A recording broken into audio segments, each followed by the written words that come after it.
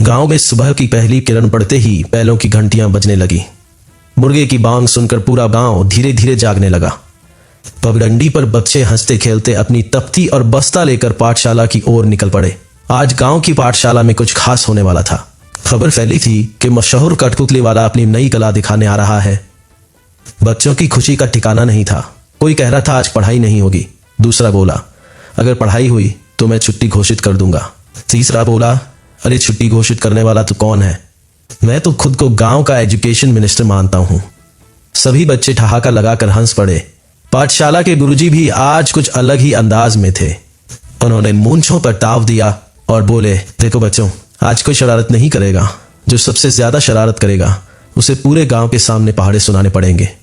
एक नटखट लड़का बोला गुरुजी फिर तो मैं शरारत बिल्कुल नहीं करूंगा, मुझे खुद अपने पहाड़े याद नहीं है।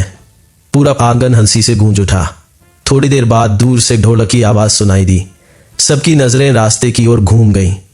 रंग बिरंगे कपड़े पहने एक दुबला पतला आदमी बड़ी सी गठरी उठाए चला आ रहा था। वही था गांव का मशहूर कठपुतली वाला। उसकी लंबी मूछें हवा में ऐसे उड़ रही थीं जैसे खुद नाच रही हूं।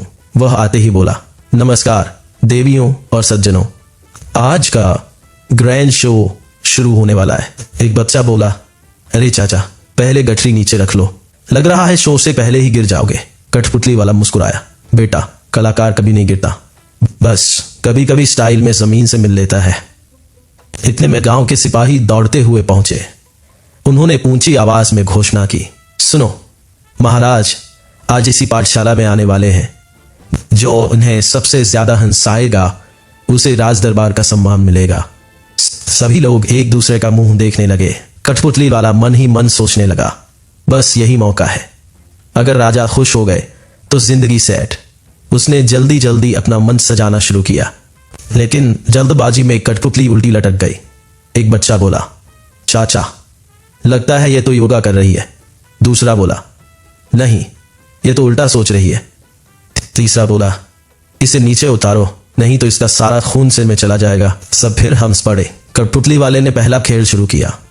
राजा की कठपुतली बोली मैं दुनिया का सबसे बुद्धिमान राजा हूं। तभी मंत्री वाली कठपुतली बोली महाराज फिर आपने मुझे मंत्री कैसे बना दिया।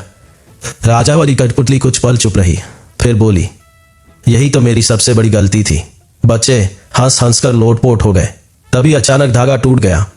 राजा वाली कठपुतली सीधा नीचे गिर पड़ी। कठपुतली वाला घबरा गया। वो बोला महाराज बेहोश नहीं हुए हैं, बस थोड़ा सा इंटरवल ले रहे हैं।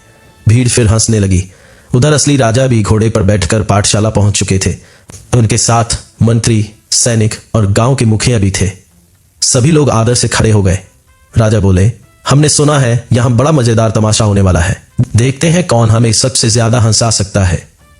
कठपुतली वाले के हाथ कांपने लगे। उसने मन ही मन भगवान को याद किया, फिर खुद से बोला अब जो होगा देखा जाएगा। उसने नई कहानी शुरू की। कठपुतली वाली पत्नी बोली सुनते हो घर में आटा खत्म हो गया। पति बोला तो पड़ोसी से मांग लो। पत्नी बोली पिछली बार भी वहीं से लाए थे। पति बोला तो इस बार बर्तन बदल देना, पहचान नहीं पाएंगे। राजा भी अपनी हंसी रोक नहीं पाए। इतने में पीछे से बकरी मंच पर चढ़ गई।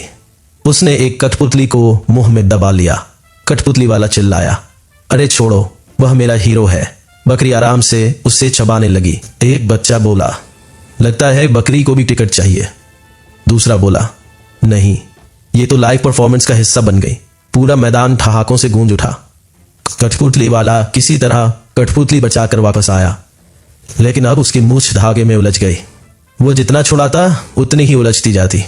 एक बच्चा बोला चाचा आपकी मूछ भी शो में एक्टिंग कर रही है। राजा जोर से हंस पड़े। मंत्री ने राजा से धीरे से कहा महाराज ये कलाकार तो बड़ा अनोखा है। राजा बोले नहीं मंत्री ये अनोखा नहीं, ये सच्चा कलाकार है जो अपनी परेशानी में भी लोगों को हंसा रहा है। इसी बीच कठपुतली वाले की पत्नी भी वहां पहुंच गई।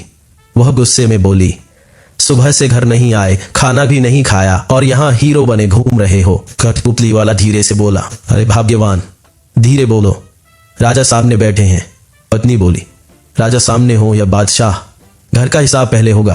पूरा गांव फिर हंस पड़ा। उनका छोटा बेटा दौड़ता हुआ आया। वह बोला बाबा आप मेरी छोटी कठपुतली भूल आए थे। कठपुतली वाला माथा पकड़कर बैठ गया। उसे याद आया कि सबसे मजेदार कठपुतली तो वो घर पर ही छुड़ाया था। राजा मुस्कुराकर बोले, तो अब क्या करोगे कलाकार? कठपुतली वाला बोला, महाराज अब तो बिना कठपुतली के ही अभिनय करना पड़ेगा। राजा बोले, यही देखना चाहते हैं। उसने अपने ही परिवार की नकल उतारनी शुरू कर दी। कभी पत्नी बन जाता, कभी बेटा, कभी खुद, कभी पड़ोसी। उसकी आवाज और हाव भाव देखकर पूरा गांव पेट पकड़कर हंसने लगा। वह पत्नी की आवाज में बोला, सुनते हो, आज से खर्चा कम करना। फिर खुद की आवाज में बोला, ठीक है, कल से खाना भी कम खा लूंगा। पत्नी बोली, नहीं, पहले आलस कम करो।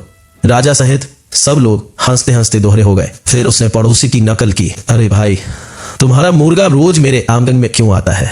दूसरी आवाज में बोला, क्योंकि उसे लगता है तुम्हारे यहां फ्री ब्रेकफास्ट मिलता है। भीड़ फिर हंसने लगी। गुरुजी भी अब अपनी हंसी नहीं रोक पाए। उन्होंने कहा, आज पहली बार पाठशाला में बच्चों ने बिना भागे पूरा समय बिताया है। एक बच्चा बोला, गुरुजी, अगर रोज ऐसा शो हो तो अटेंडेंस 100% रहेगी। दूसरा बोला, और होमवर्क 0%। सभी फिर खिलखिलाकर हंस पड़े। राजा ने तालियां बजाई। उन्होंने कहा, कलाकार, तुम्हारे शो में सबसे बड़ी बात यह नहीं कि कठपुतलियां बोलती हैं, सबसे बड़ी बात यह है कि तुम्हारी सादगी लोगों के दिल तक पहुंचती है। तुमने अपनी मुश्किलों को भी हंसी में बदल दिया। कठपुतली वाले की आंखें भर आई। वह बोला, महाराज, गरीब आदमी के पास दौलत कम होती है, लेकिन मुस्कान बांटने का हौसला बड़ा होता है। राजा ने अपने सैनिक को इशारा किया।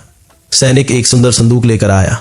उसमें नए कपड़े, कुछ सोने के सिक्के और नई कठपुतलियां बनाने का सामान था। राजा बोले, यह तुम्हारे हुनर का सम्मान है, लेकिन एक शर्त है। कठपुतली वाला घबरा गया। वह बोला, महाराज, अब कौन सी परीक्षा बाकी है? राजा मुस्कुराए। हर महीने एक दिन इस पाठशाला में आकर बच्चों को हंसाना और कुछ अच्छा सिखाना। कठपुतली वाला खुशी से झूम उठा। वह बोला, यह तो मेरे लिए सबसे बड़ा सम्मान है। बच्चे खुशी से ताली बजाने लगे। गुरुजी बोले, आज की सबसे बड़ी सीख यही है, जो दूसरों के चेहरे पर मुस्कान लाता है वही सबसे बड़ा कलाकार होता है। कठपुतली वाले की पत्नी भी मुस्कुराने लगी। वह बोली, चलो, आज पहली बार तुम्हारी कला से घर का चूल्हा भी मुस्कुराएगा।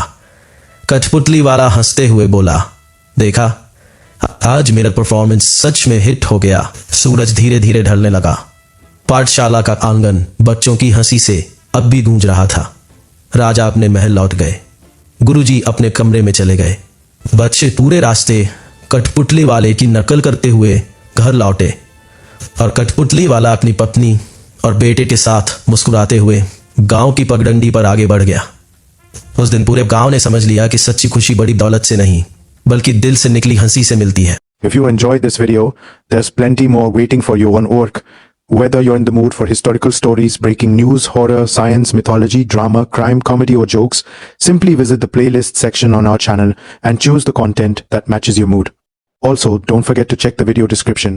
We've updated all of our playlists there, making it easy for you to find and enjoy the content that matches your interests. If you like our work and want to support us in creating more quality videos, please subscribe to Orc, like this video, and share it with your friends and family. Thanks for watching, and we'll see you in the next video.